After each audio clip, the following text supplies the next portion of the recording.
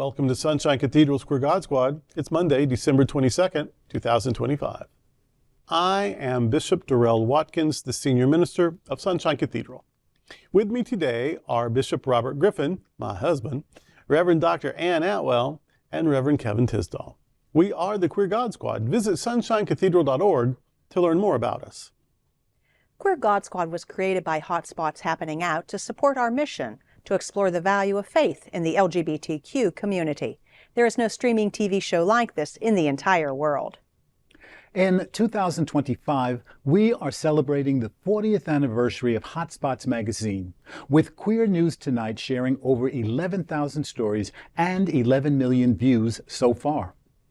We are the largest nonprofit LGBTQ media organization in America, and we encourage you to support our mission to inform, entertain, and educate our community and allies. This is the Sunshine Cathedral perspective. On the longest night, hope returns. Yule's message of renewal and queer inclusion. Last night, December 21st, was the longest night of the year, the winter solstice, known in some traditions as Yule. Observance of Yule is usually connected to neo-pagan, earth-based religions, which are attractive to many in the LGBTQ+ community. Yule symbolizes the return of the light. The longest day will immediately be followed by incrementally shorter days. The warmth and renewal of spring is on the way. There are various pagan myths of sun deities being born during this time, but the point is, the flourishing of life will return beginning today. These non-Christian and really pre-Christian traditions adapted from European paganism appeal to some LGBTQ+ people because they tend to be non-dogmatic, not prudish, not overly judgmental, appreciative of diversity, respectful of gender fluidity in nature, and by offering ritual, often simple kitchen magic or folk traditions, the pagan practices are simple, accessible, and they offer hope without condemnation, and that, for obvious reasons, might appeal to LGBTQ+ people. Yule joins Advent, Hanukkah, Christmas, Kwanzaa, Watchnight, Bodhi Day, and still other special days in the final weeks of the year as a contributor to a sacred season that celebrates goodness and light in human hearts.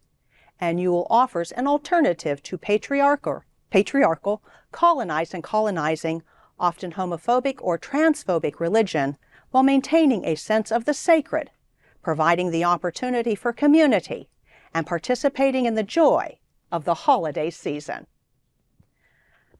This story to me shows that there are faith traditions that actually offer care and support rather than condemnation. I have a little story to tell, and I've shared this before. I have someone who is very dear to me who was raised in the Roman Catholic tradition. Her mother was Roman Catholic, and her father was, God bless her, Southern Baptist. Her Roman Catholic family used to tell her she was going to go to hell because of her Southern Baptist father. And then her father's family would tell her that she was going to hell because of her mother's Roman Catholic tradition. So when this person turned 18, she just left the Christian church completely. Yep, bye, out of here, see ya. And joined a Wiccan coven and found peace and community and warmth and strength. And actually that person now attends Sunshine Cathedral because they recognize that what we offer feeds them as well. So the blended worship works. And the neo-pagan, and of course neo means new, so like these are like in the 50s maybe, people started researching and resurrecting these old pagans. That's what's called neo-pagan. So because it's not continuous, they're trying to revive it, from research and finding things, sort of revive it as best they can, sort of piece it all together. So these neo-pagan traditions, though, they are feminist, they are sex positive, they are body positive, they're environmentalist, they're peaceful, they don't proselytize. I mean, you're welcome, but they don't care if you join them. They don't try to scare you into joining, like, whatever's next is for all of us, and you'll work it out when you get there. So it is so much kinder than, say, fundamentalism of any stripe, whether it's Hindu or Christian or Muslim, So in that way, I've never heard of a fundamentalist neo-pagan, a fundamentalist druid. You know what I mean? And so fundamentalism is toxic wherever it shows up, and I haven't seen it yet. It may one day. It probably will one day.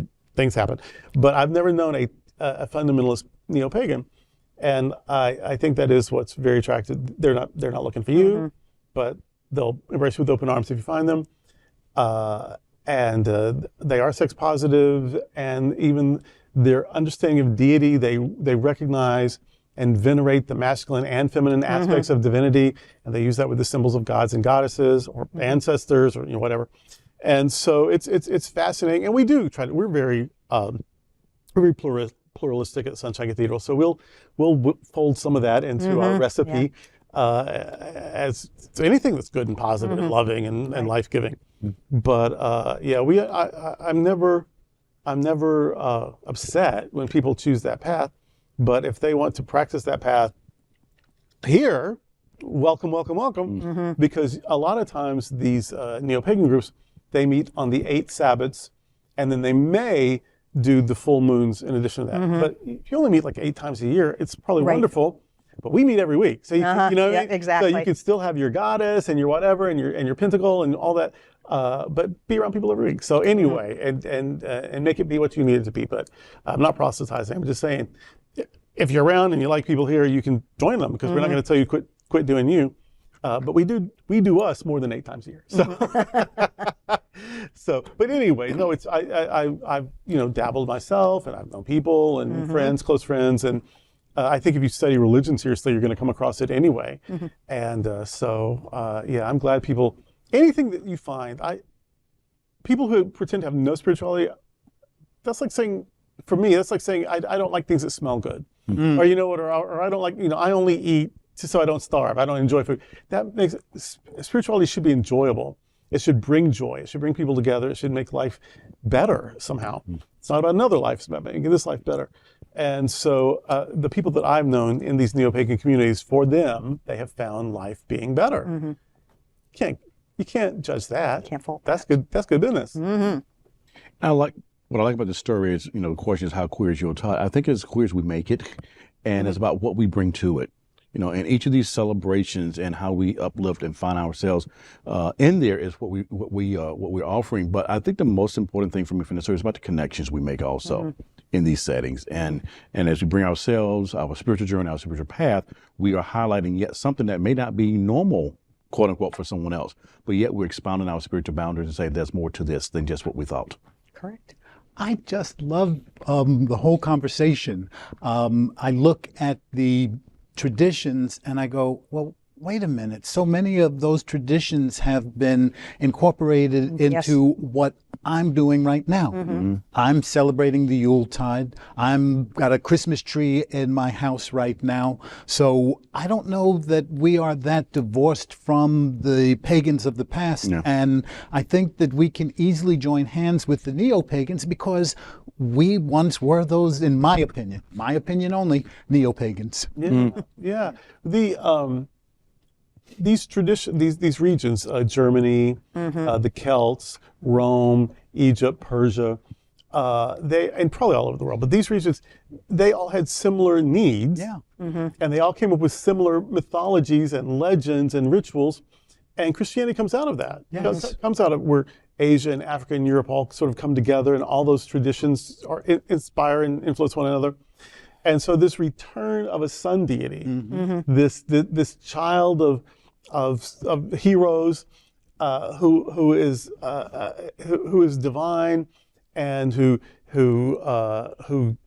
dies somehow, maybe is killed, and that of course is the winter, the tomb experience, but then returns in the spring. Of course, that's resurrection. That these themes are universal. Yes. And so our story may have developed different than other stories, but the theme and the power and the purpose and the rhythm of it are so similar.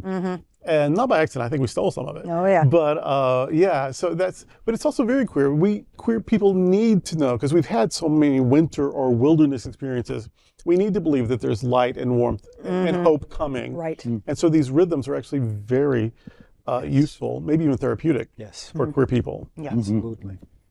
And that's today with the Queer God Squad. Next, let's travel together with the Sunshine Cathedral community on a journey unlike any other.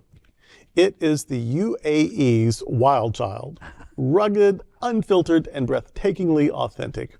We're talking about Ras Al Khaimah. The adventure includes Jebel Jais, where the world-famous zipline sends you soaring at nearly 100 miles per hour over jagged copper-red peaks. Oh, I can't wait. TikTok can't get enough of it right now. Then comes the mountain toboggan ride, an unexpectedly joyful, content-worthy glide through hairpin curves and panoramic valleys. At the viewing deck park, the mountains kiss the sea in a view so cinematic it feels AI-generated. And just below these heights lie centuries-old forts and ghostly ruins, whispering stories of pearl divers, traders, and forgotten tribes. Get ready to experience all of this in the Ras Al Khaimah, the UAE, United Arab Emirates' true adventure capital, on Sunshine Cathedral, Arabian Nights Cruise Tour. Join the journey at happening.travel/sunshine. Sunshine Cathedral has blazed travel trials across the world. Italy and communion in the Vatican catacombs, Egypt and the Great Pyramid, Turkey and Ephesus, Athens and Greek ancient civilizations, the beauty of Alpine Europe and Oktoberfest. But on February 22nd, 2027, the most important and history-making experience ever is coming.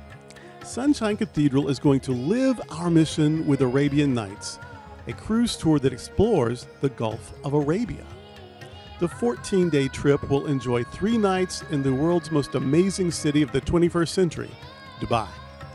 You enjoy a 7-night cruise on the Gulf of Arabia on the beautiful Celestial Discovery. Highlights including the Wildlife National Park for a safari at Sirbani Yas Island, explore the mystery of Doha in Qatar, experience the alpine-like mountains of Ras Al Khaimah in the UAE, sail the fjords of Kasab, Oman, then enjoy 2 nights in the United Arab Emirates' capital city of Abu Dhabi. The Bedouins, the deserts, the tallest buildings and most modern architecture in the world await. You can fly on the world's best airline nonstop from Miami to Dubai. Fly Emirates Air. Hosted by Sunshine Cathedral's Bishop Darrell Watkins and Bishop Robert Griffin. This amazing adventure is 14 days from just $1,299, and that includes all government taxes and fees. The cruise line confirms you for just $1. You heard that right. Make your reservations for just $1. And it's affordable for all with an interest-free payment plan of just $99 a month. Join Sunshine Cathedral for a world's first. The magic of the Arabian Nights awaits you. Before we go, I want to invite you to check out our performing arts series in January 2026. Award-winning and Billboard charting artist Flamy Grant is a shame-slaying, hip-swaying, singing, songwriting drag queen from Western North Carolina. Both a powerhouse vocalist and an intrepid songwriter, Flamy blends the evocative art of drag with her iconic mix of country, gospel, folk, and roots music.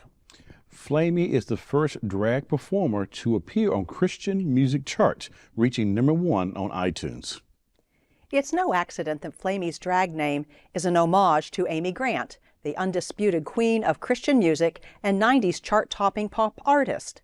Much of Flamy's music centers on the queer spiritual journey, telling stories of resilience and recovery from religious trauma in a world where LGBTQ+ people are frequently ignored by, harmed in, or ejected from religious spaces. She is here on January 9th, and tickets can be secured at sunshinecathedral.org/arts. Also in January, we will enjoy the antics of actor, singer, comic, drag artist Varla Jean on January 24th.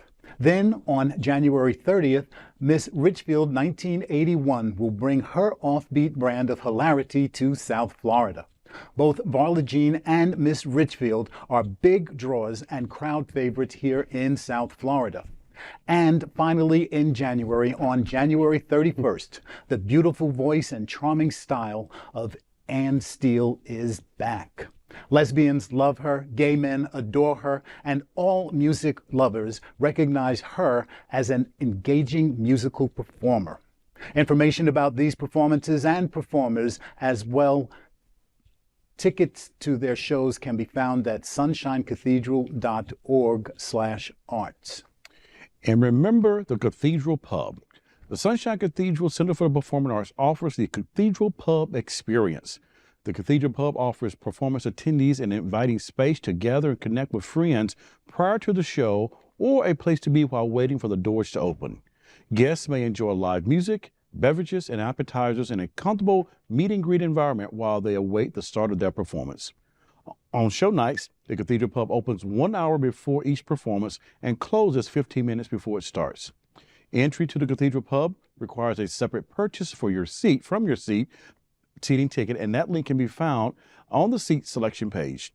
Be sure to purchase before checking out. There is a limited number of people who can get pub passes, so don't delay. And join us if you can for Christmas Eve services at Sunshine Cathedral, December 24th at 7 p.m. or 9 p.m. Thank you for joining the Queer God Squad today. We are here daily at 3 p.m. to have some fun and to discuss what our LGBTQ community is talking about. Please like and share this and other episodes of the Queer God Squad. Sunshine Cathedral is the world's leading progressive queer church. Progressive, queer, and God are words that naturally should go together. Remember that we are all in this together. Also remember, you are God's miracle, not God's mistake. Until next time, we are the Queer God Squad. Goodbye.